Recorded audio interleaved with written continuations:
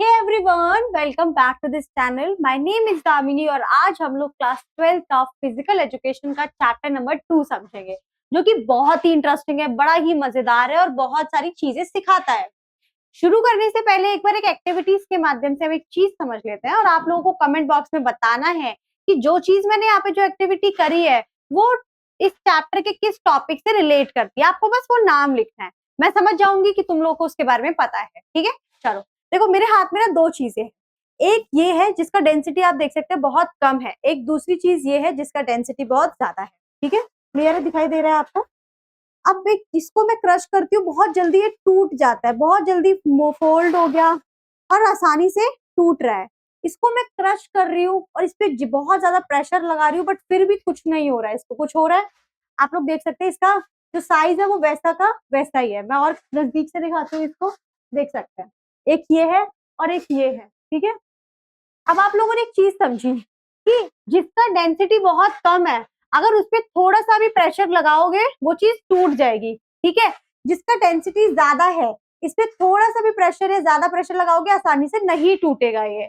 अब आपको comment box में बताना है कि ये दोनों चीजों का एग्जाम्पल किस चीज से रिलेट करता है। मैं थोड़ा एग्जाम्पल दे देती हूँ। विमेन एथलीट ट्रायड का एक ये टॉपिक है जिसमें जो विमेन्स की हड्डियां हैं, अगर उनका डेंसिटी बहुत ज्यादा कम है तो जरा सा धक्का लगेगा और वो टूट जाएगा। लेकिन अगर विमेन्स की हड्डी बहुत ज्यादा स्ट्रांग है या फिर जो डेंसिटी है बहुत अच्छा है, तो जितना भी प्रेशर लगा लो वो बोन्स नहीं टूटेंगी।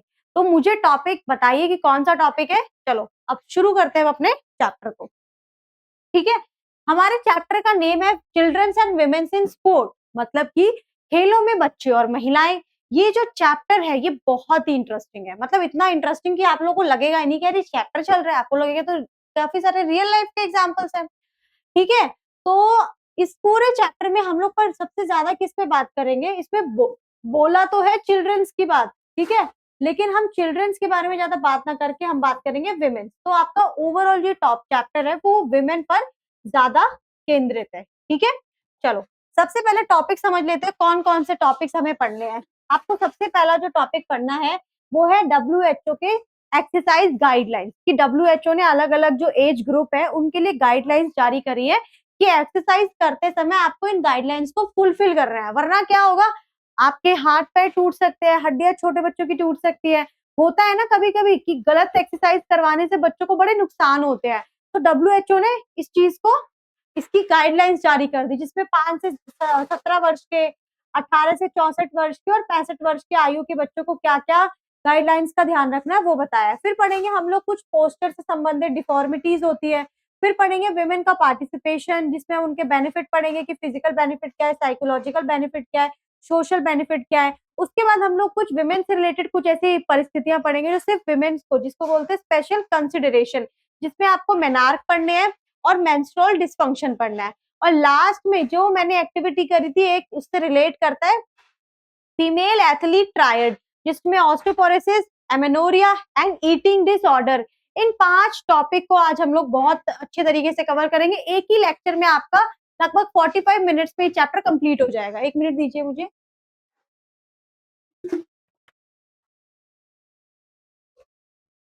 ठीक है, चलो शुरू करते हैं। सबसे पहला टॉपिक है आपका WHO एक्सरसाइज गाइडलाइन। ठीक है, ये बड़ा ही जरूरी है। WHO के बारे में जान लो थोड़ा सा।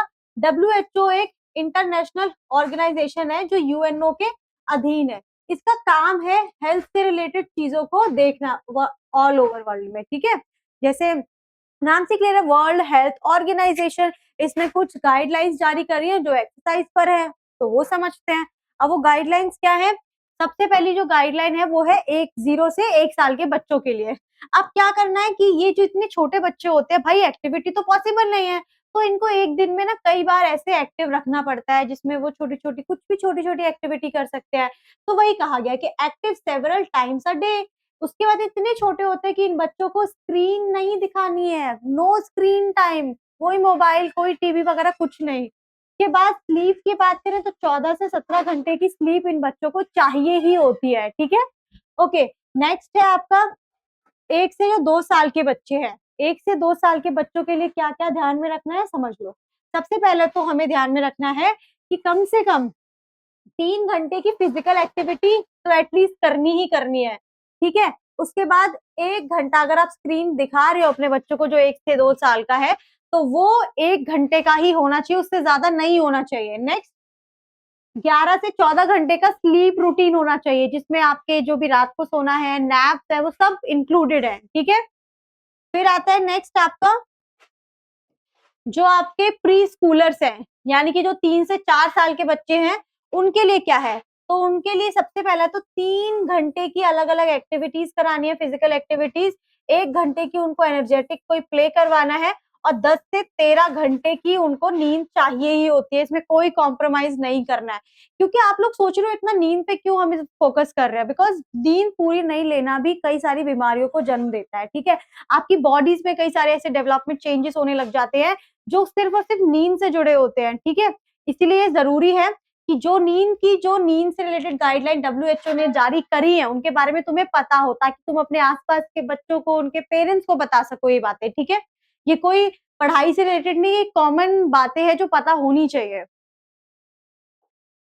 नेक्स्ट है फिर आपका, जो आपके 5 से 17 वर्ष के बच्चे हैं, उनके लिए क्या करना है? उनके लिए सबसे पहले तो उनको 1 घंटे की मॉडरेट से वाइगोरस डेली एक्टिविटी करनी है, जिसमें वो लोग टीम स्पोर्ट खेल सकते हैं, रनिंग कर सकते हैं, जंपिंग कर सकते हैं।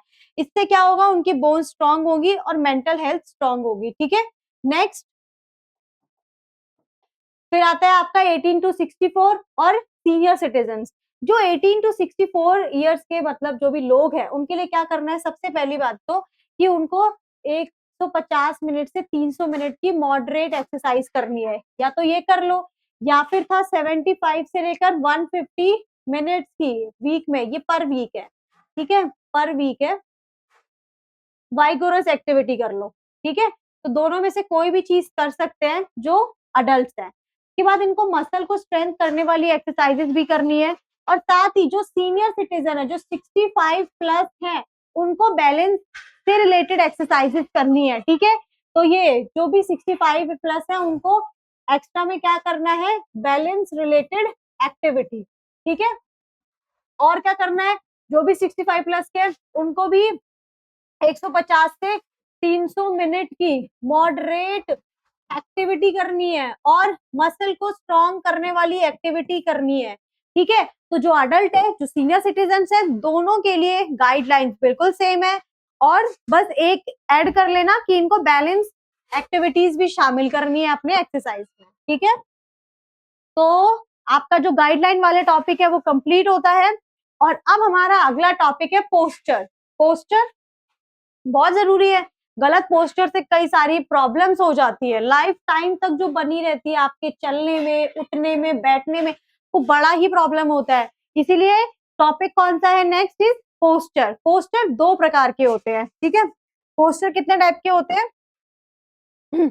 पोस्चर होता है आपके 2 प्रकार का। एक होता है, आप सिंपल समझो, एक आप चलते हो, दूसरा आपको क्या होता है, आप खड़े होते हो, जैसे मैं अभी खड़ी हूँ। तो ये मेरा कैसा पोस्चर हो गया? स्टैटिक। लेकिन अगर मैं चल रही हूँ, ठीक है, मैं अगर चल रही हूँ, तो इसको बोलते हैं डायनेमिक पोस्चर, ठीक है। तो जब भी कोई मूवमेंट होती है, उसको बोलते हैं डायनेमिक पोस्चर, और अगर मैं एकदम स्ट्रेट खड़ी हूँ कुछ देर के लिए, तो इसको बोलते हैं स्टैटिक पोस्चर। क्लियर हो गया? ओके। नेक्स्ट इज, अब हम लोग बात करते हैं, अब पोस्चर से रिलेटेड कुछ डिफॉर्मिटीज है। पोस्चर से रिलेटेड क्या है? कुछ डिफॉर्मिटीज। डिफॉर्मिटीज का मतलब होता है कि आप लोग जब गलत पोस्चर में बैठ जाते हैं, जब आप लोग गलत पोस्चर में बैठ जाते हैं, तो उससे क्या कई प्रकार की डिफॉर्मिटीज बन जाती है, ठीक है। जैसे कि knock knee, kyphosis, lordosis, bow leg, scoliosis, round shoulder, flat foot, ये सारी की सारी पोस्चरल डिफॉर्मिटीज हैं, ठीक है। ये आपको पढ़नी है और यहाँ से क्वेश्चन आते हैं।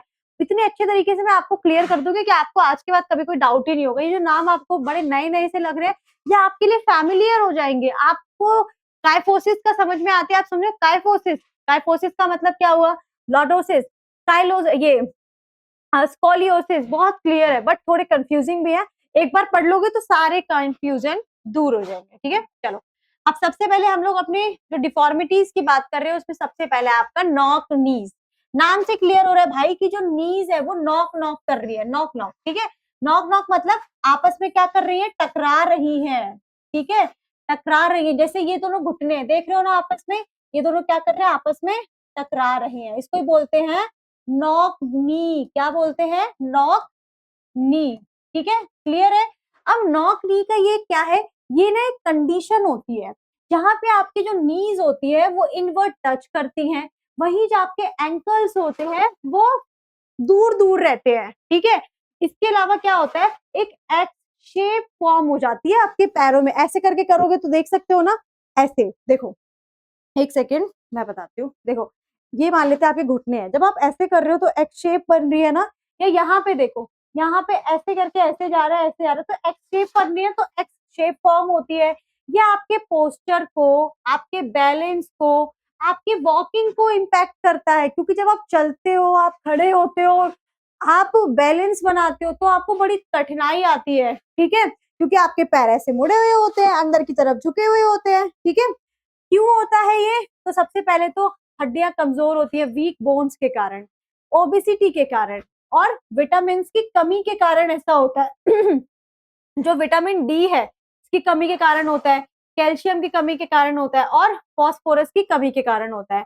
इसके अलावा कैसे हम इसको फिक्स कर सकते हैं, मान लेते हैं किसी बच्चे को ये प्रॉब्लम है, तो कैसे वो फिक्स करेगा, वो लेग एक्सरसाइजेस करे, हॉर्स राइडिंग करे, अगर ज्यादा अच्छी फैमिली में जन्मा है तो वो हॉर्स राइड कर सकता है। ठीक है, इससे क्या होगा, ये सारी एक्सरसाइजेस जो है ना, वो आपके पैर जो कि आपस में ऐसे जो जो घुटने हैं वो आपस में मिल चुके हैं उनको दूर करेगा। ठीक है, तो हॉर्स राइडिंग भी करोगे तो भी आपके पैर दूर जाएंगे। ठीक है, आप लेग एक्सरसाइज करोगे तो भी ऐसा होगा, योगा करो, रिड्यूस करो वेट को, बिकॉज वेट ओबिसिटी एक कारण है इसका, तो आपको वेट को रिड्यूस करना पड़ेगा। ठीक है, तो ये याद रखना, ये तो भूलना ही नहीं है कि लेग एक्सरसाइजेस करो, हॉर्स राइड कर सकते हैं, रिड्यूस करना है वेट को, एंड योगा आसनास। ठीक है, ये मोस्ट इंपॉर्टेंट है जिसके माध्यम से हम अपने नॉक नीज को फिक्स कर सकते हैं। ठीक है, नेक्स्ट की तरफ चलते हैं, डायग्राम के माध्यम से क्लियर है आपको।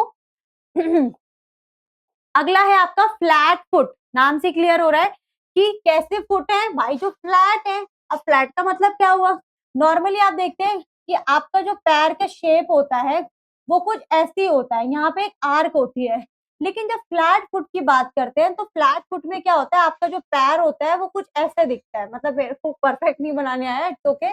तो ये क्या होता है, ये आर्क खत्म हो जाती है, इसमें देख सकते हो, देखो ये नॉर्मल लैग है, नॉर्मल लैग में देखो कि कैसे ये दिखा रहा है, नॉर्मल लैग में देखो कि ये आर्क बन रही है। ठीक है, ये आर्क बन रही है, ये है, यहाँ पे देख सकते हो आप अपना पैर, आप खुद भी ट्राई कर सकते हो, आप देखो एक बार, तो ये जो स्पेस बन रहा है ये नॉर्मल लैग में होता है, लेकिन जो फ्लैट फुट होते हैं उनमें ये स्पेस नहीं बनता है, उसमें ये आर्क नहीं बन रही है। आप देख सकते हैं इसका शेप कैसा आ रहा है, इसका शेप पूरा का पूरा आ रहा है। कभी भी आप पैर रखते हैं गीले करके तो आपके जो फुट है वो कभी भी पूरी शेप नहीं देते हैं, लेकिन जो फ्लैट फुट वाले बच्चे होते हैं, लोग होते हैं, उनके जो पैर होते हैं वो पूरी शेप देते हैं जमीन पर। ठीक है, तो क्या है, फीट हैव नो आर्क, जिस ऐसे पैर जिसमें कोई आर्क ही नहीं है। भाई मैंने बताया ना आर्क का मतलब क्या है, आर्क मतलब जो ये आर्क है, ये वाली जो चीज है इसको बोलते हैं आर्क। तो feet have no arch, full sole touch the ground, जो पूरी की पूरी ये चीज है, ठीक है, ये पूरा का पूरा आपके ग्राउंड को टच करती है। ठीक है, ये आपके बैलेंस को अफेक्ट करता है, या आपके वॉकिंग पैटर्न को अफेक्ट करता है, तो बड़ा प्रॉब्लमेटिक होता है। तो जिन बच्चों के फ्लैट फुट होते हैं, क्या करता है, बैलेंस को, वॉकिंग पैटर्न को अफेक्ट करता है। और फ्लैट फुट का मतलब क्या हुआ, फीट विथ नो आर्क। ठीक है, ना तो आर्क है, और साथ ही साथ जो उनका सोल है वो पूरी तरीके से ग्राउंड पे टच कर रहा है। इसके अलावा क्या किन कारणों से होता है, तो पुअर फुटवियर से, वीक मसल्स से, और ओबिसिटी से ये होता है। हम इसको कैसे फिक्स कर सकते हैं, तो टोए एक्सरसाइज, पंजों पे चल के ऐसे, जो आपके पंजे हैं इनके माध्यम से आप ऐसे करके चल सकते हैं, तो क्या होगा कि आप इस प्रॉब्लम को फिक्स कर सकते हैं, फ्लैट फुट की प्रॉब्लम को। ठीक है, उसके बाद वॉकिंग ऑन टॉयज, टॉयज पे चलो, टॉयज एक्सरसाइज करो, योगा आसन करो, और मसाज करो। ठीक है, इनके माध्यम से हम फ्लैट फुट की प्रॉब्लम को सॉल्व कर सकते हैं। क्लियर, नेक्स्ट करें। आपको ये इमेज क्लियर है, कोई डाउट है इसमें, नहीं, ठीक है। राउंड शोल्डर, अगला आपका डिफॉर्मिटी है राउंड शोल्डर, मतलब शोल्डर है भाई राउंड हो गए, कैसे, ऐसे करके, मैं देख पा रही हूँ, मतलब ऐसे आप देख सकते हैं मेरे शोल्डर राउंड हो चुके हैं, तो इसको ही बोलते हैं राउंड शोल्डर, जहाँ पे हमारे शोल्डर जो है वो गोल हो जाते हैं। क्यों? क्योंकि हम ऐसे झुक कर बैठते हैं। ठीक है, तो आपको ध्यान रखना है, ये स्पेशली बच्चों में देखने को मिलता है, क्योंकि बच्चे क्या करते हैं, ऐसे झुक झुक के वो पढ़ते हैं, और एक समय आता है कि उनको ये राउंड शोल्डर वाली प्रॉब्लम हो जाती है। इसलिए तुम लोग को ध्यान रखना है कि पढ़ते समय थोड़ी थोड़ी देर में तुम लोग को ब्रेक लेना है, और शोल्डर को एकदम स्ट्रेट रखना है, ताकि तुम लोग इस डिफॉर्मिटीज से ना ग्रस्त हो जाओ। ठीक है, तो सबसे पहले देख लो होता क्या है, पहले ही जान लो। शोल्डर्स में क्या होता है, बैंड आ जाता है फॉरवर्ड, आगे की तरफ ऐसे झुक जाते हैं। क्यों? क्योंकि गलत पोस्चर के कारण, poor posture habit affecting upper body alignment. होता क्या है कि आपका जो शोल्डर होता है ये आगे की तरफ झुक जाता है। क्यों? क्योंकि बैड पोस्चर हैबिट, एंड इसके अलावा ये आपका जो बॉडी अलाइनमेंट होता है ऊपर वाला, उसको अफेक्ट करता है। भाई देखो, आप एक ऐसे करके चल रहे हो आप, ठीक है, और एक स्ट्रेट, तो आपकी बॉडी पे इफेक्ट पड़ रहा है ना, आपका पेट दबा है, आपके चेस्ट दबे हुए हैं, आपकी बॉडी अलाइनमेंट इम्पैक्ट हो रही है। ठीक है, अब हम इसके इसके कारण क्या होते हैं, देखो, सबसे पहला कारण होता है पुअर पोस्चर, कि गलत पोस्चर में ऐसे करके लंबे समय तक रहना, लॉन्ग कंप्यूटर यूज करना, लंबे समय तक कंप्यूटर पे बैठ के हम लोग काम करते रहते हैं ना, तो ये उस कारण से भी होता है। और साथ ही मसल वीक, अगर आपके मसल वीकनेस के कारण भी प्रॉब्लम देखने को मिलती है, कि मसल वीक है, तो भी ये चीज देखने को मिलेगी। अब इसको फिक्स कैसे करना है, मान लेते हैं किन्हीं बच्चों को ये प्रॉब्लम है, तो सबसे पहले उनको क्या करना है, उनको स्ट्रेचिंग वाली एक्सरसाइजेस करनी है, उनको योगा करना है, योगा में चक्रासन करना है, जिसमें इस तरीके से होता है, सर यहाँ पे होता है और फुट यहाँ पर होता है। ठीक है, वो वाला चक्रासन। देन बैक एक्सरसाइजेस करनी है, बैक वाली एक्सरसाइजेस करनी है। ठीक है, ये देख सकते हो आप लोग कि ये नॉर्मल व्यक्ति है, ये नॉर्मल है, इसका कंधा एकदम सीधा है, देख रहे हो, कंधा सीधा है। वही दूसरी तरफ ये व्यक्ति, इसकी गर्दन देखो आगे की तरफ झुकी हुई है, और देखो ये कंधा, जो कंधा है वो भी कैसा है, एकदम गोल हो चुका है, राउंड हो चुका है, राउंड हो गया है, फॉरवर्ड हो गया आगे की तरफ, और ये गर्दन आगे की तरफ निकल चुकी है। ठीक है, इसका बॉडी देखो आगे की तरफ झुका हुआ है, तो बॉडी अलाइनमेंट पोस्टर जो है वो प्रभावित हो रहा है। तो ये आप देख सकते हैं क्लियरली कि कैसे होता है। कुछ लोग आपने देखे भी होंगे, जो लंबे लोग होंगे अक्सर वो भी ऐसे झुक के चलते हैं। ठीक है, कुछ लोग लंबे समय तक पढ़ाई करते हैं, तो उनका भी पोस्चर कभी कभी ऐसे हो जाता है। तो बच्चों तुम्हें ध्यान रखना है, ठीक है, पढ़ते समय अपनी बॉडी का भी ध्यान रखना है, वरना ये प्रॉब्लम ऐसी होती है जो लाइफ टाइम तक बनी रहती है, और बहुत प्रॉब्लमेटिक होता है आगे।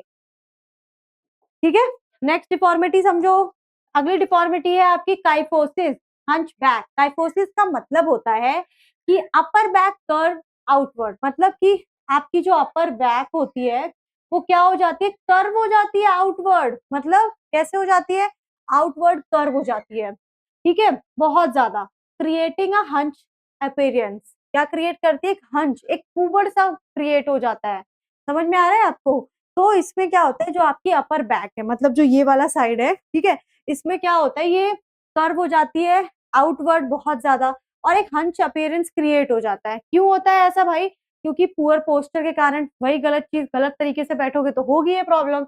उसके बाद आपकी बोन्स वीक है, कभी कभी इतनी वीक हो जाती है कि बोन्स बहुत ज्यादा फ्लेक्सिबल हो जाती है, तब ये प्रॉब्लम होती है। Then heavy school bag. अब भाई जो बच्चे हैवी स्कूल बैग लेके जाते हैं उनको तो सावधान हो जाना चाहिए कि ये प्रॉब्लम उनको फेस करनी पड़ सकती है। ठीक है, तो ध्यान रखो कि हैवी स्कूल बैग से आपको काइफोसिस हंचबैक की प्रॉब्लम हो सकती है। कैसे फिक्स करोगे? तो आपको फिक्स करना है इसको, जो बैक स्ट्रेंथिंग एक्सरसाइजेस होती है, बैक को स्ट्रेंथन करने वाली एक्सरसाइजेस है, उसके माध्यम से आपको इसको ठीक करना है। बहुत सारी ऐसी एक्सरसाइजेस है जो बैक को स्ट्रेंथन करता है। ठीक है, एंड योगा, जिसमें आपका भुजंग आसन आता है, उसके माध्यम से आप इसको काइफोसिस को ठीक कर सकते हैं। आप देखो, देख सकते हो ये चीज है, ऐसे जा रही है, तो क्या हो गया है, अपर बैक क्या हो गया आपका, आउटवर्ड कर्व हो गया है। ठीक है, नेक्स्ट है आपका लॉर्डोसिस, स्वे बैक। लॉर्डोसिस में क्या होता है, लॉर्डोसिस में excessive inward curvature of the spine in the lower back. तो लोअर बैक में क्या होता है, जो आपका लोअर बैक होता है उसमें क्या था, इससे पहले वाला मैंने क्या बताया था, काइफोसिस। काइफोसिस का याद रखो, उसमें था अपर बैक, कंफ्यूज नहीं होना है तुम लोगों को, वहां तक अपर बैक, और यहाँ पे क्या है, यहाँ पे आपका लोअर बैक। तो लोअर बैक में क्या होता है, जो स्पाइन होती है, स्पाइन का एक इनवर्ड कर्वेचर हो जाता है। स्पाइन आपकी ऐसे थी, ठीक है, तो स्पाइन कैसी हो जाएगी, ऐसे हो जाएगी। यहाँ पे देख सकते हो तुम लोग कि ये चीज देख रहे हो, ऐसे जा रहा है ये चीज, यहाँ पे कर्वेचर आ रहा है, दिस इज, ये है, ये यहाँ पे राउंड हो रही है, ये क्या हो रहा है यहाँ पे, कर्वेचर। यहाँ पे क्या हो रहा है, ये इनवर्ड कर्वेचर हो रहा है, ठीक है। तो इनवर्ड क्या हो रहा है, इनवर्ड ये कर्व हो रहा है, ठीक है। तो एक्सेसिव इनवर्ड मतलब थोड़ा बहुत भी नहीं, बहुत ज्यादा। ये देखो, इसको होना ऐसे सीधे चाहिए था, ऐसे होना चाहिए था, बट ये ऐसे करके चला गया, ये ऐसे हो गया। तो यहाँ पे क्या हो गया, इनवर्ड कर्वेचर हो गया स्पाइन का लोअर बैक में। और फिर क्या हुआ, लंबर रीजन अफेक्ट करता है ये आपके पोस्चर को और आपके बैलेंस को। क्लियर हुआ आपको। काइफोसिस में क्या होता है, काइफोसिस में होता है आपका जो अपर बैक है वो आउटवर्ड हो जाता है। यहाँ पे आपका जो लोअर बैक है वो क्या कर रहा है, लोअर बैक में जो आपका स्पाइन है उसका इनवर्ड कर्वेचर हो रहा है, अंदर की तरफ स्पाइन जा रही है। देख लिया, दोबारा देख लो ये चीज, यहाँ पे स्पाइन कहाँ जा रही है, अंदर की तरफ जा रही है, ठीक है। तो बोलते हैं हम लोग लॉर्डोसिस। क्यों होता है भाई, ओबेसिटी के। कभी कभी आपने देखा जो मोटे लोग होते हैं वो ऐसे करके चलता है, ऐसे। क्योंकि क्यों क्यों ऐसा होता है उनको, बिकॉज उनका जो ये रीढ़ की हड्डी होती है वो अंदर की तरफ झुक जाती है, ठीक है।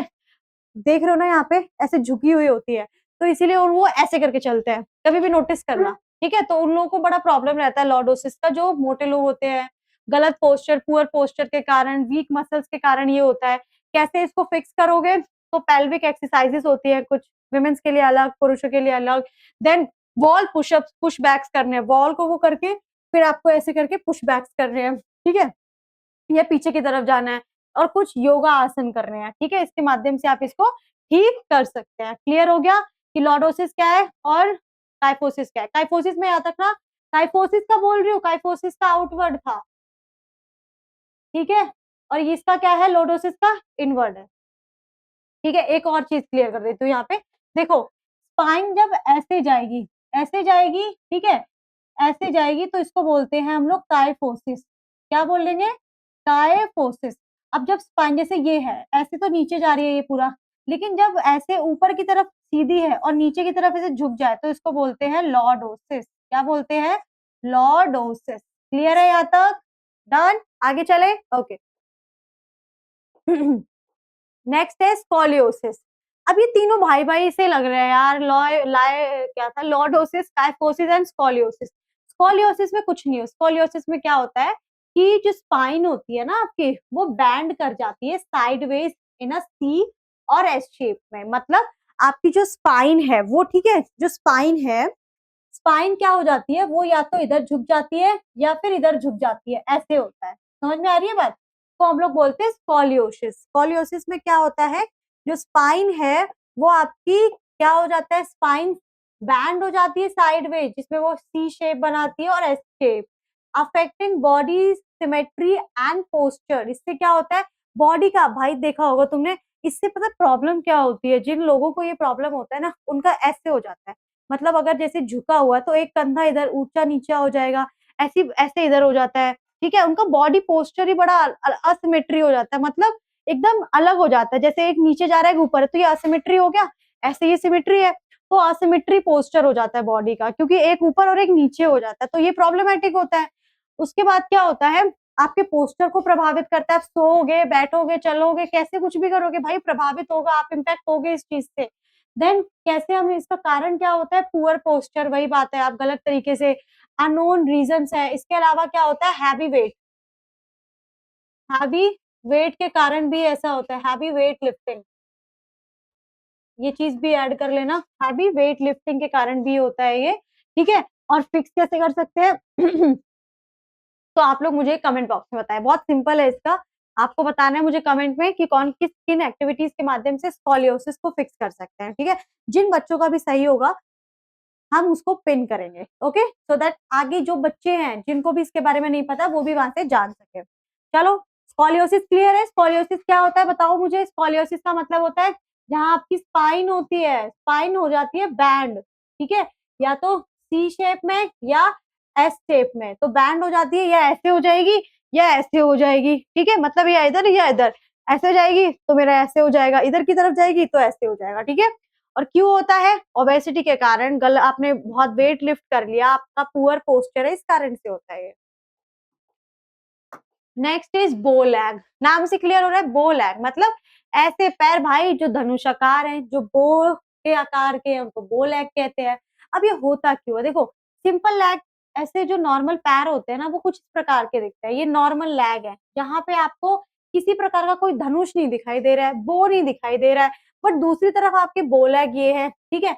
यहाँ पे क्या हो रहा है, यहाँ पे क्या हो रहा है कि आप देख सकते हैं इसमें आपका ये बो दिखाई दे रहा होगा, एक मिनट, यहाँ पे आपको ये बो आकार की एक चीज दिखाई दे रही है, दिख रहा है आपको ऐसे, ये ऐसे जा रहा है, देन फिर ये ऐसे जा रहा है, ठीक है। तो टांगों के बीच में भाई गैप आ जाता है, उसको बोलते हैं बो लैग। क्लियर हो गया। अब बो लैग क्या है, लैग जो होते हैं वो कर्व कर जाते हैं आउटवर्ड एट द नीज, मतलब नीज पर क्या होते हैं, नीज, दिस इज नीज, ठीक है। ये आपके घुटने हैं, घुटने पर क्या होता है, जो आपका लैग है वो कर्व कर जाते हैं आउटवर्ड, क्या हो रहा है, दूर दूर जा रहे हैं, आउटवर्ड, दूर जा रहे हैं, आउटवर्ड कर्व कर रहे हैं, ऐसे जा रहे हैं, ऐसे नीज पर, ठीक है। और क्या होता है, नीज पर क्या हो जाते हैं, आउटवर्ड हो जाते हैं, common in toddler and may affect correct on its own. तो क्या हो जाता है कभी कभी, ये टॉडलर जो स्टेज होती है, मतलब 1 से 2 साल के बच्चों में, उसमें अक्सर ये चीज बहुत कॉमन होती है कि बच्चों के पैर जो होते हैं वो बो लैग होते हैं, ठीक है। और ये अपने आप ही कभी कभी सही भी हो जाते हैं, तो इतना चिंतित होने वाली बात नहीं है। अगर किसी छोटे बच्चों को ये बो लैग वाली प्रॉब्लम है तो ये अपने आप सही हो जाते हैं। कैसे इसको ठीक करते हैं, तो वही बात, न्यूट्रिशनल डेफिशिएंसी के कारण ऐसा होता है, जेनेटिक फैक्टर्स होते हैं कई सारे जिस कारण से ये होता है। हम कैसे फिक्स कर सकते हैं, ब्रेसिस के माध्यम से, प्रॉपर शूज पहनाकर, हेल्दी डाइट लेकर, ठीक है, तो हम इसको फिक्स कर सकते हैं। ये बहुत कॉमन है, ये अपने आप भी ठीक हो सकता है। क्लियर हो गया। बो लैग में ऐसे पैर जहाँ पे बो बन रहा है, जहाँ पे जो आपके लैग है ना वो कर्व आउटवर्ड हो रहे हैं, आउटवर्ड क्या हो रहे हैं, कर्व हो रहे हैं, ठीक है, नीज पर। क्लियर हो गया। आगे चल, आगे चलें, डन। तो यहाँ पे डिफॉर्मिटीज मैं एक बार जल्दी से बता दूं, बो लैग में क्या होता है, आपके जो लैग होते हैं कर्व हो जाते हैं आउटवर्ड नीज पर, से पहले मैंने बताया था स्कॉलियोसिस में स्पाइन बेंड कर जाती है सी शेप में, एस शेप में। देन फिर बात की थी लॉर्डोसिस में क्या होता है, इनवर्ट कर्वेचर होता है किसका, स्पाइन का, लोअर बैक में, डन। काइफोसिस में क्या होता है, अपर बैक कर्व हो जाती है आउटवर्ड, ठीक है, टू मच, देन तभी काइफोसिस होता है। सो शोल्डर बैंड, ये जो शोल्डर, ग्राउंड शोल्डर है उसमें जो शोल्डर है वो बैंड हो जाते हैं forward due to poor posture के कारण। फ्लैट फुट में क्या होता है, नो आर्क, सोल पूरा टच करता है। उसके बाद नॉक नीज में क्या था, याद करो, याद करो, जहाँ पे एक कंडीशन होती है जहाँ पे नीज टच करती है इनवर्ड, जबकि एंकल्स होते हैं वो अपार्ट, उससे दूर रहते हैं, ठीक है, उनके बीच में डिस्टेंस बढ़ जाता है। चलने में, पोस्चर में बनाने में और ये बैलेंस बनाने में प्रॉब्लम आती है, वॉकिंग करने में प्रॉब्लम आती है, एक्स शेप बन जाता है। क्लियर हो गया। क्लियर यहाँ तक, ओके, चलो आगे बढ़ते हैं। अब हमारा अगला टॉपिक है विमेन्स का पार्टिसिपेशन स्पोर्ट्स में, कि विमेन्स का जो स्पोर्ट्स में पार्टिसिपेशन है। क्लियर है ये टॉपिक तुम लोगों को, बहुत इंपॉर्टेंट टॉपिक है। अब आगे की जो 3 टॉपिक है ना विमेन से रिलेटेड है और बहुत एक दूसरे से काफी इंटरकनेक्टेड है, तो तुम लोगों ने एक टॉपिक अगर समझ लिया दूसरे भी समझ आसानी से समझ लोगे। एक सेकेंड।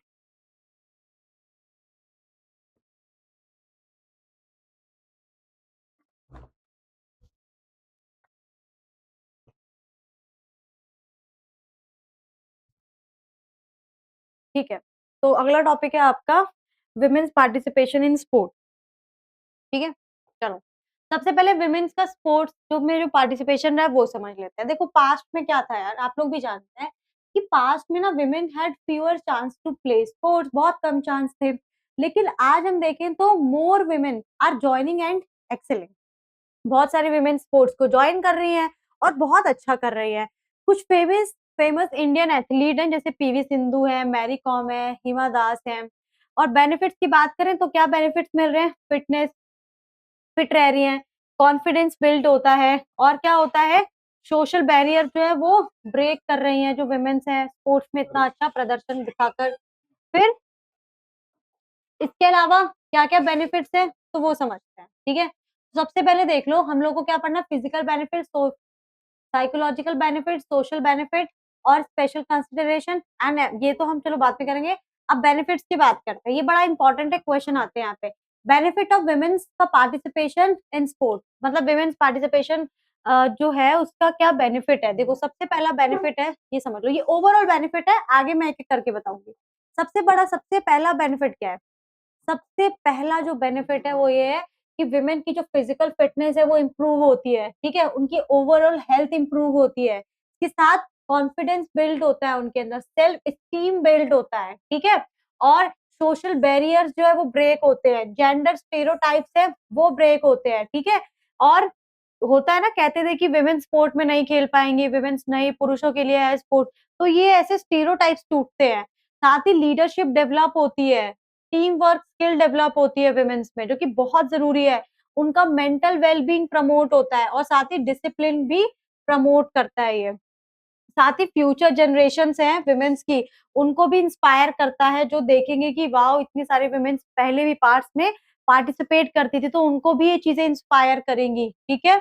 अब बात करते हैं, अब एक-एक चीज पे समझते हैं क्या-क्या इसके फिजिकल बेनिफिट हैं। जैसे फिजिकल बेनिफिट क्या है अगर एक विमेन स्पोर्ट में पार्टिसिपेट करती है? सबसे पहला बेनिफिट होगा उसको कि जो भी डिजीजेस होंगे, ठीक है, लाइफस्टाइल से डिजीजेस है वो रिड्यूस होंगे। जैसे लोअर रिस्क हो जाता है डायबिटीज का, ओबेसिटी का, हाई ब्लड प्रेशर का। भाई कॉमन सी बात है, अगर कोई विमेन आपने देखा, अगर कोई आप भी पार्टिसिपेट करते हो स्पोर्ट में, आपको भी तो डिजीजेस से दूर रहोगे ना। High blood pressure, diabetes, obesity, ये सारी प्रॉब्लम से दूर रहोगे, ठीक है? इसके अलावा बोन डेंसिटी भाई इंक्रीज होता है। कैसे? ये ऑस्टियोपोरोसिस से प्रिवेंट करता है, स्पेशली जो विमेन, ऑस्टियोपोरोसिस विमेन में बहुत कॉमन होता है, तो ये बोन की डेंसिटी को इंक्रीज करता है, जिससे ऑस्टियोपोरोसिस की संभावना कम हो जाती है। जो टोन मसल्स हैं उनको एनहांस करता है, ठीक है? इसके अलावा जो आपका कार्डियोवैस्कुलर हेल्थ है उसको इम्प्रूव करता है, हेल्थ जो हार्ट का हेल्थ है उसको इम्प्रूव करता है। कैसे? ऑक्सीजन को बूस्ट करता है, oxygen boost intake and stamina. इससे क्या होता है, उनका कार्डियोवैस्कुलर हेल्थ बहुत अच्छा होता है, ठीक है? ओबेसिटी को कंट्रोल करता है, हेल्प करता है मेंटेन करने में एक हेल्दी बॉडी वेट को। तो बॉडी वेट अगर हेल्दी रहेगा तो भाई ओबेसिटी का प्रॉब्लम तो आएगा ही नहीं। तरीके से क्या होता है, सबसे पहले तो लाइफस्टाइल डिजीजेस को रिड्यूस करता है, बोन डेंसिटी को इंक्रीज करता है, मसल टोन को एनहांस करता है, कार्डियोवैस्कुलर जो आपका हेल्थ है उसको अच्छा करता है, एंड कंट्रोल ओबेसिटी को कंट्रोल करता है, ठीक है? ये आपके फिजिकल बेनिफिट्स हैं। नेक्स्ट आपके साइकोलॉजिकल बेनिफिट, क्योंकि स्पोर्ट्स का साइकोलॉजी पर बहुत अच्छा और बहुत ज्यादा इम्पैक्ट पड़ता है। वुमेन्स की साइकोलॉजी भी आपने देखी होगी कि जो वुमेन्स पार्टिसिपेट करती है वो मेंटली बहुत स्ट्रांग होती है, उनके अंदर कॉन्फिडेंस बिल्ड होता है, वो हर सिचुएशन को फेस कर सकते हैं, इमोशनली स्ट्रांग होती है, तो वही चीजें वो स्पोर्ट के माध्यम से डेवलप हो रही है। इसीलिए इसका अच्छा बेनिफिट क्या देखने को मिलता है हमें, कि वो सबसे पहले तो वो स्ट्रेस मैनेजमेंट करना सीख जाती है। Exercise release hormone that reduce stress, मतलब एक्सरसाइज से ना कुछ ऐसे हार्मोन्स रिलीज होते हैं जिससे स्ट्रेस जो होता है वो कम हो जाता है, ठीक है? इमोशनल कंट्रोल करना सीख जाती है, उनके अंदर कॉन्फिडेंस बिल्ड होता है। छोटे-छोटे जब वो विन्स जीतती है, तो इससे कॉन्फिडेंस बिल्ड होता है, सेल्फ बिलीफ बिल्ड होता है, ठीक है? साथ ही सेल्फ एस्टीम भी बिल्ड होता है। कैसे? सेल्फ वर्थ के कारण सेल्फ वर्थ एनहांस करता है, पॉजिटिव सेल्फ इमेज बनाता है खुद के अंदर, जो कि बहुत ज़रूरी होता है एक वुमेन के लिए, और लीडरशिप स्किल सिखाता है, एनकरेज करता है डिसीजन मेकिंग एंड जो रिस्पॉन्सिबिलिटी टेकिंग है, उसको भी क्या करता है? डेवलप करता है, जिससे कि वुमेन्स में डिसीजन मेकिंग जो गुण है वो डेवलप होता है, रिस्पॉन्सिबल बनती हैं, कोऑर्डिनेशन बनना स्टार्ट होता है, ये सारी चीज़ें देखने को मिलती हैं, ठीक है? साइकोलॉजिकल हो गया, देन सोशल बेनिफिट। क्या-क्या सोशल बेनिफिट है? तो सोशल बेनिफिट में सबसे पहले आता है आपका कोऑर्डिनेशन बनता है, कोऑर्डिनेशन बनाना सीखती है। ये क्या करता है? प्रमोट करता है टीम वर्क को एंड कलेक्टिव इफेक्ट को, क्योंकि वुमेन भाई अकेले नहीं खेलती है ना, वो खेलती है तो ग्रुप में खेलती है। जब ग्रुप में खेलेंगी तो वहाँ पे कोऑर्डिनेशन बनना तो बहुत कॉमन बात है, ठीक है? इसीलिए क्या बनता है ये? टीम वर्क को, कलेक्टिव एफर्ट को प्रमोट करता है। कम्युनिकेशन अच्छी होती है, क्योंकि वो बाकी के जो प्लेयर्स होते हैं, उनके साथ वो कम्युनिकेट करती हैं। अब जब वो कम्युनिकेट करेंगी तो इससे उनका कम्युनिकेशन जो है वो बेटर होगा, बिल्कुल बेटर होगा, ठीक है? एक्सप्रेशन अच्छा होगा, इंटरेक्शन, कम्युनिकेशन डेवलप होता है, जिससे आगे जाके क्या होगा, वो अपनी बात को रख सकती है सबके सामने, ठीक है? रिलेशनशिप डेवलप करना बहुत अच्छे से सीखती है, क्योंकि इससे क्या होता है, रिस्पेक्टफुल इंटरपर्सनल रिलेशनशिप। भाई कोई भी स्पोर्ट होता है उसमें बहुत सारे प्लेयर्स होते हैं, ठीक है? प्लेयर्स के बीच में आपस में तो कुछ ना कुछ रिलेशनशिप होती है ना, तो जब वो आपस में अपनी रिलेशनशिप को बहुत ज़्यादा स्ट्रॉन्ग तरीके से निभाते हैं, तो इससे क्या होता है कि जो प्लेयर्स होती है, जो वुमेन्स प्लेयर्स होती है, वो रिलेशनशिप के मामले में भी बहुत अच्छी तरीके से रिलेशनशिप को निभाती है, और ये उनका जो रिस्पेक्टफुल इंटरपर्सनल रिलेशनशिप है वो मजबूत होते हैं। उनके अंदर कई सारी क्वालिटीज़ डेवलप होती है इस दौरान, और कोऑपरेशन, टीचर जो टी मतलब ये क्या करता है, अगर वो स्पोर्ट में पार्टिसिपेट करती हैं, तो उनको हार्मनी के साथ, अन्य लोगों के साथ कैसे हार्मनी के साथ रहना है, ऐसा काम करना है, ये सिखाता है, जो कि बहुत ज़रूरी चीज़ है। फिर इससे क्या होता है कि घर में भी वो बहुत अच्छे से रह पाती है। तभी देखना भाई, जो लोग स्पोर्ट्स वगैरह में होते हैं, वो अच्छे से चीज़ों को बड़ा कोऑर्डिनेट कर पाते हैं, मीडिया के सामने बहुत अच्छे से अपने व्यूज़ को रख पाते हैं, लोगों के सामने अच्छे से व्यूज़ को रख पाते हैं, इमोशनली बहुत स्ट्रॉन्ग होते हैं, स्ट्रेस बहुत अच्छे से मैनेज कर पाते हैं, कोऑर्डिनेशन अच्छे से कर पाते हैं, कम्युनिकेशन अच्छे से कर पाते हैं, सारी चीज़ें वो सीख जाते हैं, ठीक है? कभी भी आज ना आप लोग किसी भी स्पोर्ट पर्सन को, एक लेडी को लीजिएगा और उनके जो भी चीज़ें मैंने बताई हैं, उन सभी को उनमें नोटिस कीजिए, ठीक है? नेक्स्ट इज़ कैसे? देखो, आज भी क्या है कि भले ही वुमेन्स पार्टिसिपेट कर रहे हैं, लेकिन फिर भी उतनी वुमेन्स पार्टिसिपेट नहीं कर पा रही जितना उनको करना चाहिए, ठीक है? तो कौन-कौन से ऐसे कारण, मतलब कौन-कौन से तरीके हैं जिसके माध्यम से हम महिलाओं को ज़्यादा से ज़्यादा खेल में वो भाग लें, हम ऐसे प्रमोट कर सकते हैं, ठीक है? तो वो तरीके क्या हैं? सबसे पहला तरीका है, हम लोगों को स्पोर्ट्स को प्रमोट करना चाहिए। स्कूल से लेकर यूनिवर्सिटी तक हमें प्रमोट करना चाहिए स्पोर्ट्स को, और वहाँ पे भी हमें विमेन स्पोर्ट्स को प्रमोट करना चाहिए। विमेन जो स्पोर्ट्स है, उनको प्रमोट करना चाहिए।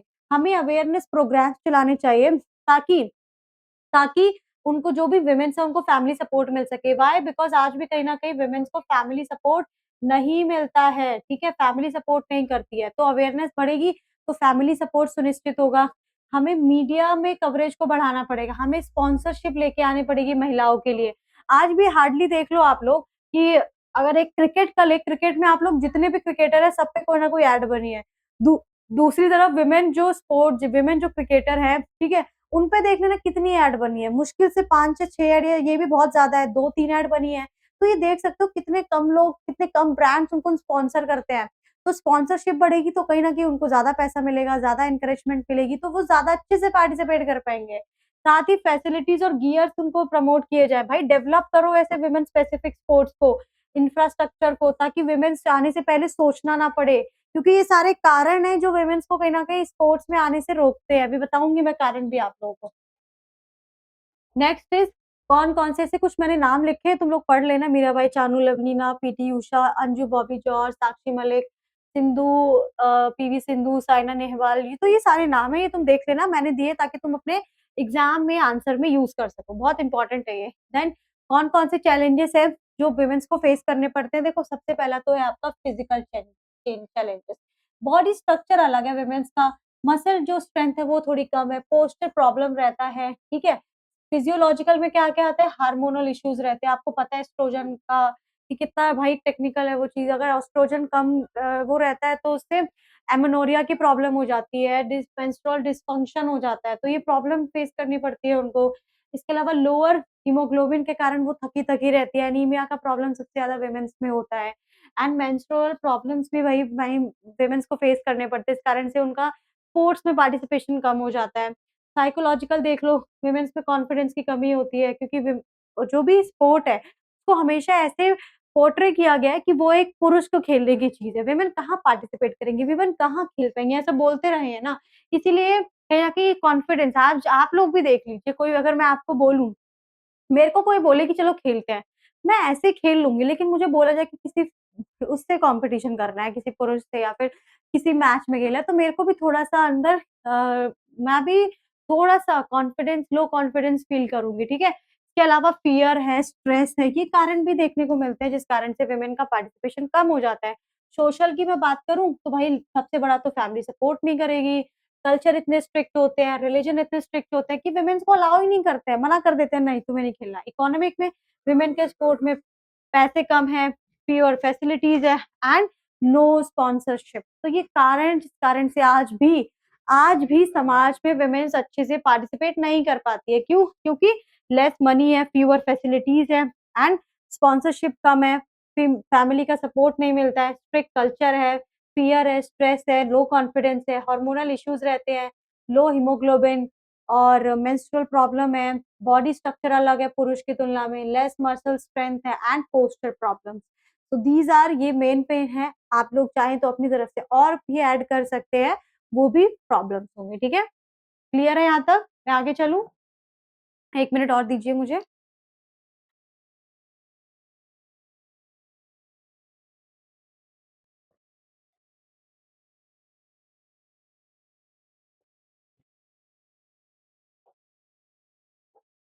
अगला जो टॉपिक है वो है आपका स्पेशल कंसिडरेशन। ठीक है, कंसिडरेशन मीन्स कि विमेन जो होती है, देखो महिला और पुरुष दोनों की अगर मैं बात करूं तो विमेन्स को कुछ स्पेशल कंसिडरेशन फेस करनी पड़ती है, जैसे कि मेनार्क, मेंस्ट्रुअल डिसफंक्शन, जो एक पुरुष को फेस नहीं करनी पड़ती है। ठीक है, तो उसके बारे में जानना है। और तब और मुश्किल हो जाता है जब एक विमेन एथलीट को ये चीजें फेस करनी पड़ती है। उसको सेम परफॉर्मेंस एक मेल के अकॉर्डिंग देनी है, एक मेल के ही जितनी देनी है, बट उसको साथ में कुछ और चैलेंजेस भी फेस करने हैं। ठीक है, तो इसको बोलते हैं स्पेशल कंसिडरेशन, जिसमें आपको मेनार्की पढ़ना है एंड मेंस्ट्रुअल डिसफंक्शन पढ़ना है। ठीक है, चलो स्टार्ट करते हैं फिर। मेनार्क क्या होता है? ठीक है, मेनार्क कुछ नहीं है। मेनार्क का मतलब होता है, menarche is a girl's first period usually between age age 8 और 8 to 12 और 15।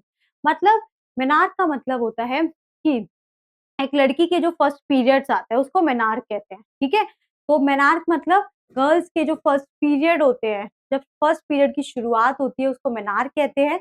और ये यूजुअली जो एज मतलब 8 से 15 के बीच में होता है ऐसा। ठीक है, जब फर्स्ट पीरियड शुरू होते हैं। के बाद क्या होता है, पीरियड्स जो होता है कि कब शुरू होंगे कब नहीं होंगे, ये ना एक्चुअली जो एज है ये अलग अलग होती है। और ये निर्धारित, ये किस पे डिपेंड करती है, ये आपके जेनेटिक इन्फ्लुएंसेस हैं, सोशल इकोनॉमिक कंडीशंस हैं, जनरल हेल्थ है, वेल बींग्स है, न्यूट्रिशनल स्टेटस है, सर्टेन टाइप ऑफ एक्सरसाइजेस है एंड सीजनेबिलिटी। तो ये सारे कारण डिसाइड करते हैं कि जो पीरियड है, ठीक है, वो कब स्टार्ट, व्हेन, कब स्टार्ट होंगे। ठीक है, तो ये सारे कारण है। ठीक है, और जब फर्स्ट पीरियड स्टार्ट होते हैं किसी भी गर्ल को, उसको हम लोग कहते हैं मेनार्क। क्या कहते हैं? मेनार्क। ठीक है, कॉमन इश्यूज क्या क्या है पीरियड्स में, आप देख सकते हो। एक होता है प्री मेंस्ट्रुअल सिंड्रोम होता है, जिसमें क्या होता है कई सारे बहुत ज्यादा पेन वगैरह रहता है। एमेनोरिया है, ठीक है, जिसमें पीरियड्स नहीं होते हैं। डिसएमेनोरिया है, जिसमें पेनफुल पीरियड्स होते हैं। ठीक है, और क्या क्या कारण होते हैं, देखो सबसे पहला कारण है stress, poor diet, intense exercises, sudden weight change. इन कारणों से ये होता है। हम इसको फिक्स कैसे कर सकते हैं? प्रॉपर न्यूट्रिशन लेकर, रेगुलर एक्सरसाइज करके, मेडिकल हेल्प लेकर। इसके माध्यम से हम जो मेनार्क में कभी कभी किसी को प्रॉब्लम आती है, जैसे मैंने बताया कि पीरियड शुरू हो गए, उसके बाद क्या होता है कि 3 महीने बाद पीरियड्स रुक जाते हैं। कभी कभी कुछ लड़कियां 18 की हो जाती है बट फिर भी उनको पीरियड्स नहीं आते हैं। ठीक है, इसको एमेनोरिया कहते हैं। ये भी एक प्रॉब्लम है। तो कैसे फिक्स कर सकते हैं? मेडिकल हेल्प ले सकते हैं, गायनिक की हेल्प ले सकते हैं, आप न्यूट्रिशनल फूड ले सकते हैं, कुछ ऐसी एक्सरसाइजेस कर सकते हैं। इसके माध्यम से आपका जो ये मेंस्ट्रुअल साइकिल है वो सही चले। ठीक है, चलो ये क्लियर है तुम लोगों को? आगे बढ़ू। गर्ल्स का फर्स्ट पीरियड को हम मेनार्क कहते हैं। ये जो फर्स्ट पीरियड किस कौन निर्धारित करता है? कंडीशंस निर्धारित करती है। कॉमन इश्यूज क्या क्या है मैंने बता दिए, कॉजेस देख लिए, और कैसे इसको फिक्स कर सकते हैं। क्लियर हो गया? आगे बढ़े। नेक्स्ट है आपका मेंस्ट्रुअल डिसफंक्शन। नाम से क्लियर हो रहा है, मेंस्ट्रुअल डिसफंक्शन का मतलब क्या होता है कि जो आपका पीरियड का साइकिल होता है, ठीक है, जो पीरियड साइकिल होता है वो जब सही से काम नहीं करता है, सही से काम नहीं करता है, लाइक 21 डेज 35 डेज के बीच में होना चाहिए, जब ऐसा नहीं होता है उसको हम लोग बोलते हैं मेंस्ट्रुअल मेंस्ट्रुअल डिसफंक्शन। डिस मिनट डिसफंक्शन। ठीक है, कि वो सही से काम नहीं कर रहा है। होता क्या है तो ये जानो। देखो डेफिनेशन सबसे पहले हम समझते हैं कि मेंस्ट्रुअल डिसफंक्शन का मतलब होता है इरेगुलरिटी इन मेंस्ट्रुअल साइकिल में जो इरेगुलरिटीज होती है, जैसे कि पीरियड्स, सॉरी, पीरियड्स का ना आना एट रेगुलर इंटरवल्स, या एबनॉर्मल ब्लीडिंग होती है, इसको हम लोग कहते हैं मेंस्ट्रुअल डिसफंक्शन। मतलब कि पीरियड्स का इरेगुलर होना, एक्सट्रीम ब्लीडिंग होना, क्रैम्प्स, पेन होना, ये सब मेंस्ट्रुअल डिसफंक्शन के अंतर्गत आता है। ठीक है, नॉर्मली क्या होता है, देखो जो एक नॉर्मल साइकिल जो होता है वो 21 से 25 दिनों का होता है। कितने दिनों का? 21 से 25 दिनों का होता है। और 2 से 7 दिन तक की ब्लीडिंग होती है। ठीक है, नॉर्मली ऐसा होता है। लेकिन जब ऐसा हो कि कोई लड़की है जिसको 21 दिनों से कम 21 दिनों से पीरियड्स तो हो रहे हैं, लेकिन 21 दिनों से कम के पीरियड्स हो रहे हैं, ठीक है? मतलब अगर पीरियड्स हो तो नेक्स्ट 21 डेज़ के से पहले ही उसको पीरियड्स हो रहे हैं। तो ये भी एक क्या है? ये भी एक मेंस्ट्रुअल डिसफंक्शन है। कोई लड़की है जिसको 35 डेज़ में पीरियड्स हो रहे हैं, उससे ज़्यादा डेज़ में हो रहा है, तो ये भी एक मेंस्ट्रुअल डिसफंक्शन है, ठीक है? किसी को हेवी ब्लीडिंग हो रही है, हेवी ब्लीडिंग हो रही है। इसके अलावा और बताओ? इसके अलावा उनको पेन, बहुत एक्सट्रीम पेन हो रहा है। तो ये भी एक मेंस्ट्रुअल डिसफंक्शन है, इस चीज़ को याद रखना, ठीक है? तो वही मैंने बताया है कि एब्नॉर्मल जो पैटर्न होते हैं उसमें क्या-क्या होता है। देखो, पीरियड्स अक्यूरिंग एट इर्रेगुलर इंटरवल मतलब इन इर्रेगुलर इंटरवल्स पे आते हैं। अनयूजुअली हैवी और लाइट ब्लीडिंग, ठीक है? पीरियड्स कभी-कभी मिस हो जाते हैं without pregnancy, bleeding lasting longer than 7 days. ये कुछ ऐसे एब्नॉर्मल पैटर्न्स हैं जो इसमें देखने को मिलते हैं कि पीरियड्स कभी-कभी नहीं आते हैं या फिर इर्रेगुलर इंटरवल्स पे होते हैं, हैवी ब्लीडिंग होती है, पीरियड मिस हो जाना 3 महीने से ज़्यादा।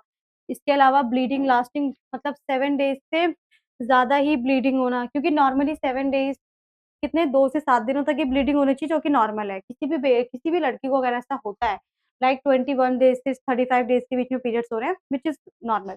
अगर 2 दिन से 7 दिनों के बीच में हो रहे हैं जो कि सही है। बट अगर किसी को 8 दिन तक पीरियड्स चल रहे हैं, किसी को 40 दिनों में पीरियड्स आ रहे हैं, किसी को 20 दिनों के अंदर ही पीरियड्स स्टार्ट हो जाता है। तो ये तीनों ये जो चीज़ें हैं ना, ये सारी की सारी मेंस्ट्रुअल डिस्फंक्शन के अंतर्गत आती है, ठीक है?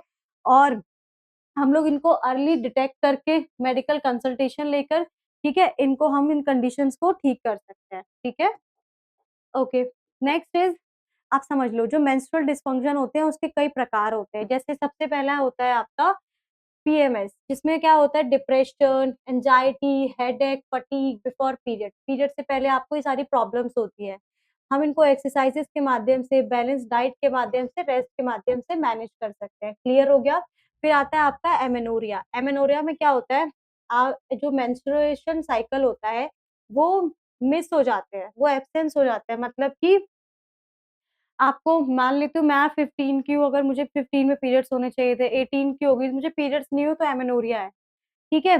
Primary periods never start, secondary stop for 3 months. इसमें होता क्या है कि एमेनोरिया में ना मेंस्ट्रुएशन जो होता है वो एब्सेंट हो जाता है। इसमें पीरियड्स ना तो स्टार्ट होते हैं जल्दी और अगर स्टार्ट भी हो गए तो 3 महीने के बाद वो रुक जाते हैं। डिसएमेनोरिया में क्या होता है पेनफुल पीरियड्स होते हैं, ठीक है? विथ क्रैम्प्स के साथ। उसके बाद होता है मेनोरोरिया। मेनोरोरिया में क्या होता है हैवी और प्रोलॉन्ग मेंस्ट्रुएशन ब्लीडिंग होती है। फिर आता है आपका पॉलीमेनोरिया। पॉलीमेनोरिया फ्रीक्वेंट ब्लीडिंग होती है 21 दिनों से कम मतलब 21 दिनों से पहले ही आपको क्या हो जाएँगे पीरियड शुरू हो जाएँगे। इसको बोलते हैं पॉलीमेनोरिया। एक होता है ओलिगोमेनोरिया। ओलिगोमेनोरिया में क्या होता है इनफ्रीक्वेंट पीरियड्स होते हैं मतलब 35 दिनों से ज़्यादा ही भाई आपको अभी पीरियड्स आए फिर आपको 40 दिनों में आपको 45 डेज़ में पीरियड्स हो रहे हैं, तो ये बड़ा एबनॉर्मल माना जाता है। फिर होता है मेट्रोर्गिया, इसमें इर्रेगुलर ब्लीडिंग होती है पीरियड्स के दौरान, ठीक है? तो ये कुछ मेंस्ट्रुअल डिस्फंक्शन के टाइप्स थे, ये देख लेना एक बार इतना इम्पोर्टेंट नहीं है, बट एक बार फिर भी पढ़ लोगे तो कुछ नहीं है। मैं एक बार इसको शॉर्टली बता देती हूँ कैसे होता है। देखो क्या है ना इसमें कि अगर आपको 21 डेज़ से पहले-पहले पीरियड्स हो रहे हैं, तो उसको बोलते हैं पॉलीमेनोरिया, ठीक है?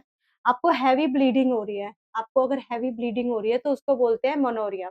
आपको अगर क्रैम्प्स हो रहे हैं, होता है ना कभी-कभी कुछ लड़कियों को बहुत ज़्यादा पेन होता है भाई बहुत ज़्यादा, तो उसको बोलते हैं डिसमेनोरा, ठीक है? एमेनोरा का मतलब होता है जहाँ पे पीरियड्स लेट शुरू होते हैं और साथ ही स्टॉप हो जाते हैं 3 महीने के बाद, ठीक है?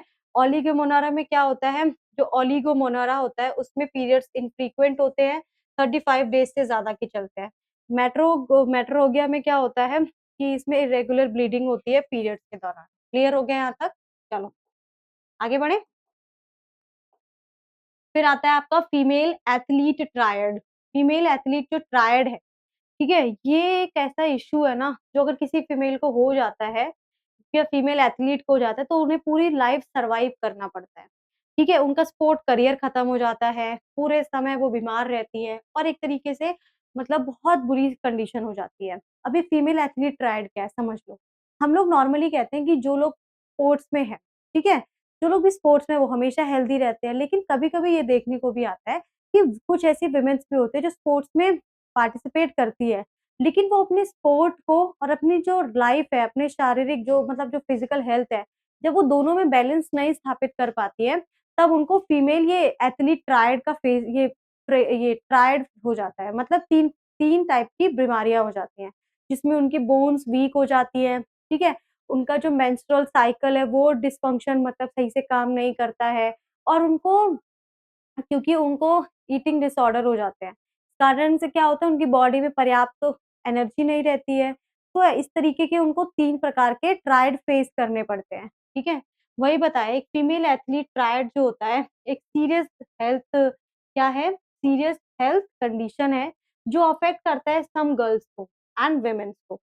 जो किसमें इन्वॉल्व होती है इंटेंस स्पोर्ट में या फिर किसी फिजिकल एक्टिविटीज़ में। स्पेशली तब जब they do not eat enough to support their energy needs मतलब वो जब स्पेशली कब होता है जब उनकी एनर्जी नीड्स के अनुसार जितनी उनको एनर्जी चाहिए उसके अनुसार जब वो खाना नहीं खा रही हैं तब ये और ज्यादा बढ़ जाता है। मान लेते हैं पूरे दिन में उनको 500 कैलोरी की ज़रूरत है, एक एग्ज़ाम्पल ले रहे हैं, ठीक है? लेकिन वो केवल और केवल 300 कैलोरी का ही खाना खा रही है, तो क्या बताइए उनको क्या जो उनकी बॉडी को एनर्जी चाहिए और जितना वो खाना ले रही है, क्या वो फुलफिल कर पाएगा? नहीं कर पाएगा। तो उनको क्या किसकी संभावना बढ़ जाएगी? वही टायर्ड की प्रॉब्लम बढ़ जाएगी। समझ में आ रहा है बात? ठीक है?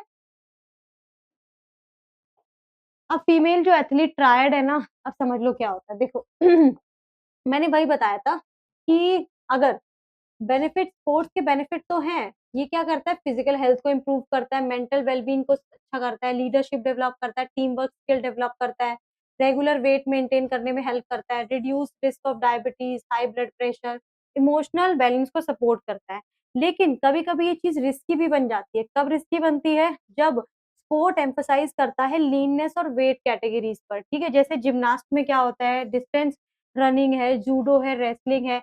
इनमें क्या होता है इनमें जो भी एथलीट होते हैं उनको कहा जाता है कि आपको ना एक सर्टेन वेट कैटेगरी में रहना है। आपका थोड़ा-सा भी वेट अगर ज़्यादा हुआ तो हम आपको बाहर कर देंगे। किसी ने दंगल मूवी देखी है तो वहाँ पे आपने देखा होगा कि वो जो आई थिंक एक्टर होती है वो ज़्यादा वेट गेन कर लेती है तो उनको उस टूर्नामेंट से बाहर कर दिया जाता है, ठीक है? तो ये जो चीज़ है कि हमें एक वेट में रहना है। अब तुम खुद सोचो, तुम स्पोर्ट में हो, तुम्हें अच्छा खाना भी लेना है, तुम्हें हाई परफॉर्मेंस भी देनी है, लेकिन तुम्हें वेट कम रखना है भाई। तुम्हें वेट एक लिमिट में रखना है, तो कहीं न कहीं तुम्हारे अंदर एक प्रेशर आएगा ना, तो ये प्रेशर ही कभी-कभी क्या होता है कि जो खिलाड़ी होते हैं, उनको कई प्रकार की प्रॉब्लम्स भी ले आता है उनके लिए, ठीक है? उनको अनहेल्दी बिहेवियर की ओर ढकेल देता है। तो वही बोला है कि ऐसे जो स्पोर्ट्स होते हैं ना, ये पुश कर देते हैं एथलीट को अनहेल्दी बिहेवियर की तरफ। जहाँ पे क्या होता है, जो प्रेशर होता है मेंटेन करने का लो बॉडी वेट को प्लस हाई परफॉर्मेंस को, ये लीड करता है कभी-कभी रिस्ट्रिक्टिव ईटिंग को, ठीक है? ओवर ट्रेनिंग को और साथ ही डेवलप करता है फीमेल एथलीट ट्रायड को। समझ में आ रही है बात?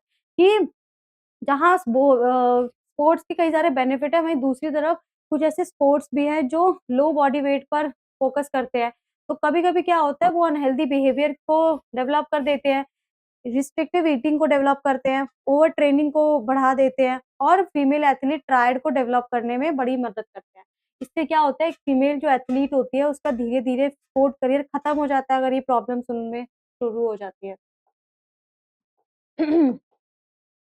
अब क्या है समझ लो। देखो वही है 3 कंपोनेंट है फीमेल एथलीट ट्रायड के डिसऑर्डर ईटिंग है। इसमें क्या होता है डिसऑर्डर ईटिंग में इसमें रिस्ट्रिक्टिव ईटिंग होती है मतलब बहुत लिमिटेड आपको खाना है। स्किप मील को स्किप करना होता है क्योंकि आपने ज़्यादा खा लिया तो आपका बॉडी वे गेन कर लेगी वेट। देन एक्सट्रीम डाइटिंग होती है लूज़ करने के लिए वेट को। तो ये क्या करता है बेटर परफॉर्मेंस के लिए ये आपका एनोरेक्सिया और बुलिमिया को वो कर देता है। कभी-कभी कुछ क्या होता है ऐसे एथलीट होते हैं जो क्या करते हैं उनको एक सर्टेन बॉडी वेट को मेंटेन करना होता है, ठीक है? बॉडी वेट को क्या करना होता है मेंटेन करना पड़ता है।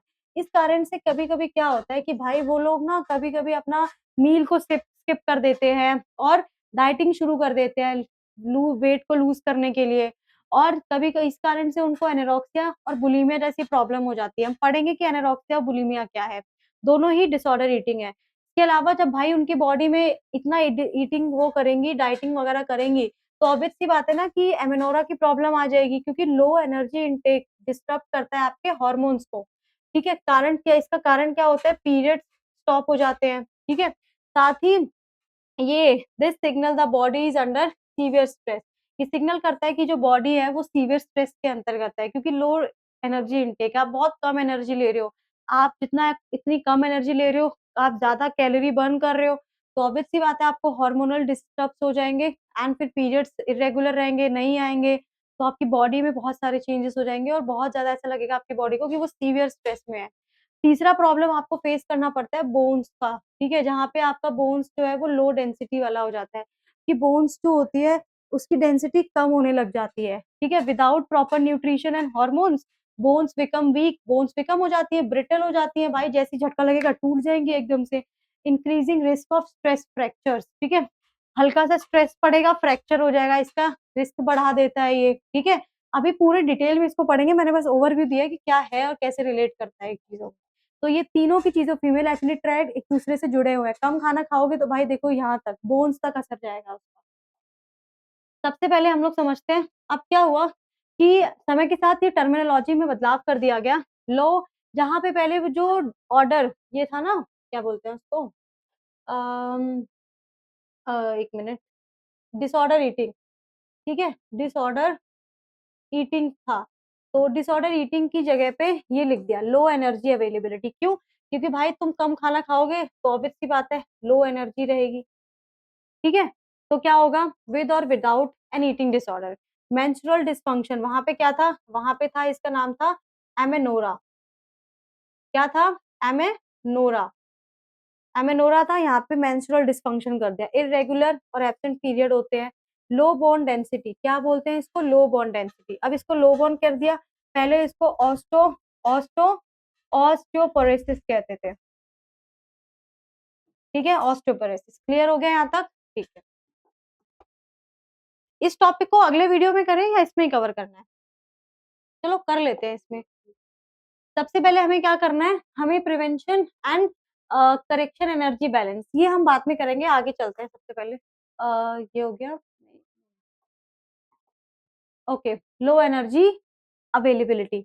लो एनर्जी अवेलेबिलिटी का क्या मतलब है? लो एनर्जी क्लियर है भाई, लो एनर्जी है, इसका मतलब क्या हुआ, एथलीट में develop eating behaviour disorder from calorie restriction. Calorie की उनको मान लेते हैं 500 कैलोरी का खाना है, तो वो इसके हिसाब से ही खाना खाएंगे। ठीक है, और कभी कभी एनोरेक्सिया नर्वोसा में बदल जाता है, बुलीमिया में बदल जाता है, कि भाई एक एथलीट है जो क्या करेगा, जिसको 500 कैलोरी खानी है तो वो बड़ा सोचेगा, बहुत सोच सोच के खाना खाएगा। ठीक है, अपना बॉडी वेट को लेकर बड़ा परेशान रहेगा कि यार इतना बॉडी वेट, इतना बॉडी वेट।